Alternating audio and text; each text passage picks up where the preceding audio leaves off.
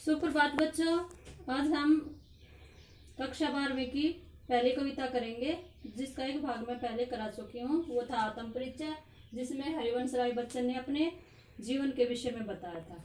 अब ये दूसरी कविता है, दिन जल्दी जल्दी ढलता है, हरिवंश राय द्वारा लिखित है।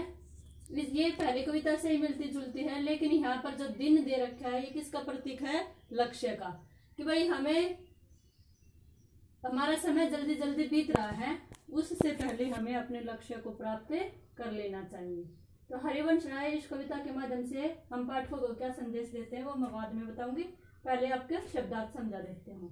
पथ मीने रास्ता, पंथी मीने मुसाफिर या पथिक, ढलना मीने अस्त होना, प्रत्याशा मीने आशा पाने की उम्मीद, नीड मीने घोषणा, झांकना मीने देखना, परो पंख, विकल व्याकुल, शिथिल कमजोर, उर मीने हृदय, विवलता मीने व्याकुलता और पद मीने लक्ष्य। तो अब इन्हीं शब्दार्थ के माध्यम से मैं आपको इन पदों की व्याख्या समझाती हूँ। पदों की व्याख्या इस प्रकार से है। हो जाए न पथ में रात कहीं, मंजिल भी तो है दूर नहीं, यह सोच थका दिन का पंथी भी जल्दी जल्दी चलता है, दिन जल्दी जल्दी ढलता है। पहले मैं प्रसंग बताती हूँ।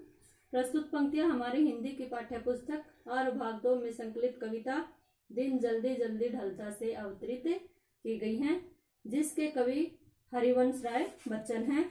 प्रस्तुत कविता में कवि ने पथिक के माध्यम से, यानी कि यात्री के माध्यम से समय की गतिशीलता के विषय में बताया है। क्या कहता है?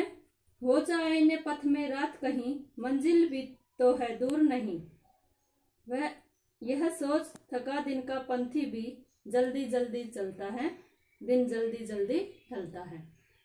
कवि कहता है कि भाई जो दिन का समय है यह जल्दी से बीत जाता है,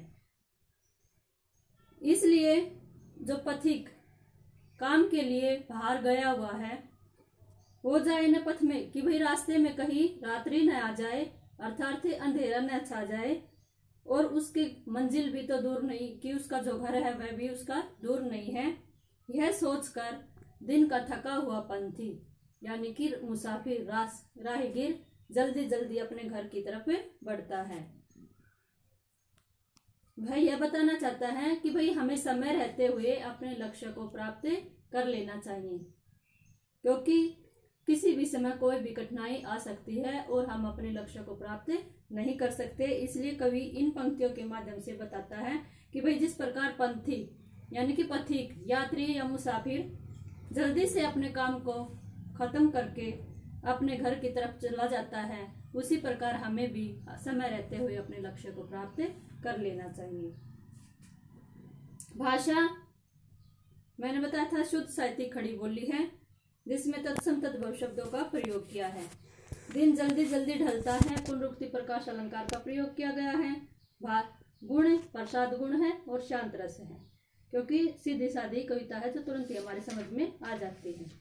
आगे दूसरा पद है, बच्चे प्रत्याशा में होंगे, नीड़ों से झांक रहे होंगे, यह ध्यान परों में चिड़िया के भरता कितनी चंचलता है, दिन जल्दी जल्दी ढलता है। आगे कवि चिड़िया के माध्यम से पाठकों को शिक्षा देते हैं कि भाई जैसे बच्चे प्रत्याशा में होंगे, प्रत्याशा में आशा में होंगे, कि भाई चिड़िया के बच्चे आशा में होंगे कि उसकी माँ बाहर गई हुई है, उनके लिए दाना लेकर आएगी, नीड़ों से झांक रहे होंगे और बार बार अपने घोंसलों से अपनी माँ का इंतजार कर रहे होंगे और अपनी माँ को देखने रहे होंगे। यह ध्यान परों में चिड़िया भी जब उनके लिए दाना लेने गई है तो ध्यान में ना उनके बच्चों का ध्यान करती है कि भाई वो बार बार घोंसले से झांक रहे होंगे और मेरा इंतजार कर रहे होंगे। परों में ने पंखों में चिड़िया के भरता कितनी चंचलता है। तो बच्चों की जो इंतजार है, जो व्याकुलता है, वह भाव चिड़िया के पंखों में भी चंचल